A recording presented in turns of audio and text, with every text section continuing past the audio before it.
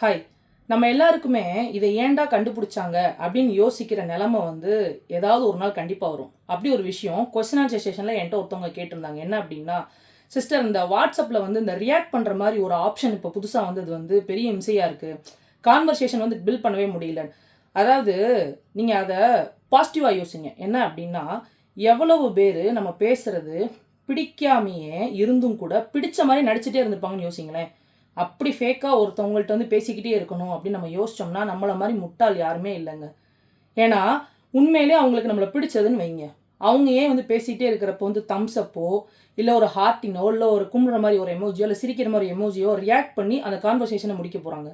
அப்போ அவங்களுக்கு நம்மக்கிட்ட வந்து மேற்கொண்டு பேசுறதுக்கு ஒன்றுமே இல்லை, பேச இன்ட்ரெஸ்டே இல்லை அப்படின்றத டைரெக்டாக மூஞ்சில் அடித்த மாதிரி சொல்கிறாங்க. ஸோ அதை புரிஞ்சுக்கிட்டு நம்ம ஒதுங்கிக்கிறது வந்து peak level of maturity.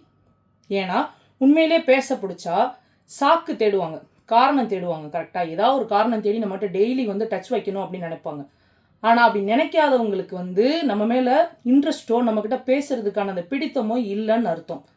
So ஒரு வகையில் வந்து இப்படி ஒரு ஆப்ஷன் வாட்ஸ்அப்பில் கண்டுபிடிச்சது ரொம்ப நல்லதுன்னு வச்சுக்கோங்க. ஏன்னா அது வரதுக்கு முன்னாடி எத்தனை பேர்கிட்ட நாம் வந்து அவங்களுக்கு உண்மையிலே நம்மளை பிடிச்சிருக்கு போலன்னு சொல்லி லூஸ் மாதிரி பேசிகிட்டே இருந்திருப்போம்னு யோசிங்களேன். Have a happy day.